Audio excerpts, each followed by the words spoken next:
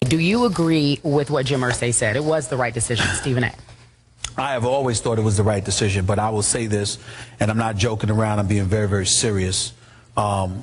There comes a point in time when we're doing this show where it's extremely important to be appropriate in our recognition of guys that are great. And we got to make sure how, we convey our message, because I don't like the fact that Irsay felt that that was the time to make that statement. Right. Thank you. I just think that it's unnecessary. It's Bush League. You're a grown man. You certainly had your issues. You really, really need to be focused on that, to be quite honest with you. And we don't need to be hearing you engage in revisionist history about how right you are.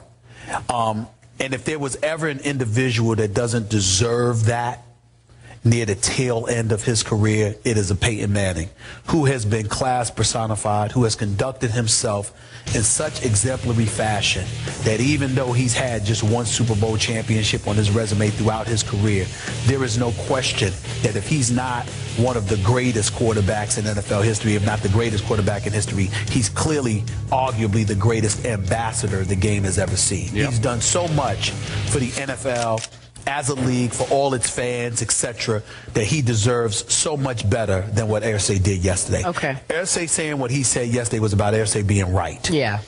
I have always maintained that he made the right decision.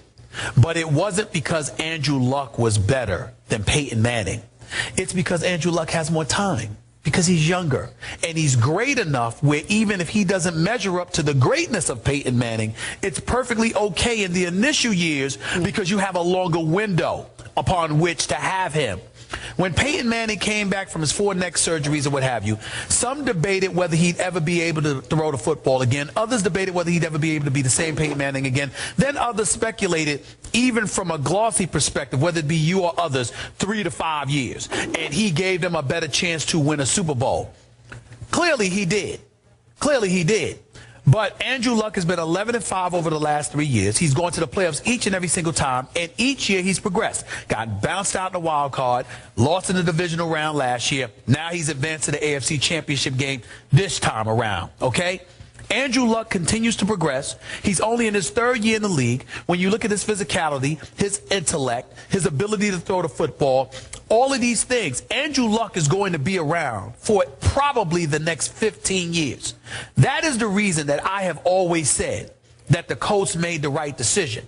It wasn't because your thing is it's a win-now league. Yep. That's your argument. My issue is that, oh, I'm thinking about, I'm a businessman, I'm an owner, I'm thinking about the future. I'm thinking about us being competitive and not having to worry about the most important position in football for the next 15 to 20 years. That, to me, was worth more than the next 3 to 5, which is why I would have taken Andrew Luck, because the questions that we had about RG3 and others, we never had about Andrew Luck. You questioned how great Andrew Luck was going to be, but you didn't have any doubts as to whether or not he was going to be a bona fide starter and ultimately a lead quarterback in this league. Yesterday, more than ever before, Andrew Luck made my argument for me. Andrew Luck outperformed Peyton Manning. Andrew Luck looked stronger. He looked more athletic. He clearly is younger, and he's on the ascension. Peyton Manning, sorry to say, appears to be on a decline. He has never been the same since St. Louis smacked him around and beat him 22-7 earlier this year. They put a licking on his body that game. From the next 4 games, the Broncos was averaging over 30 rushes a game, which was unprecedented in the Peyton Manning era in Denver. We believe that his health and attrition had something to do with that. I think it was confirmed yesterday.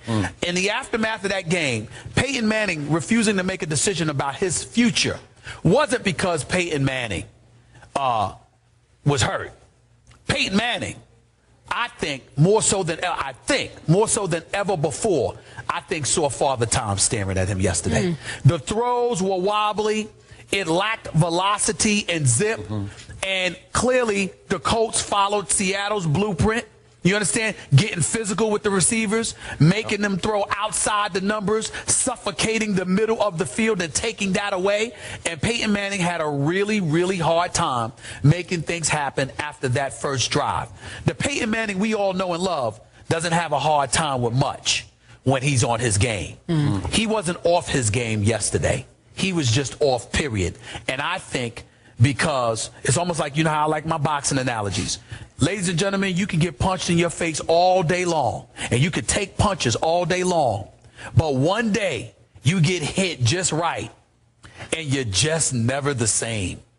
And I truly believe, based on what I saw yesterday, that that's what happened to Peyton Manning against St. Louis weeks ago. And I think from that point forward, there's been a decline that we've been witnessing.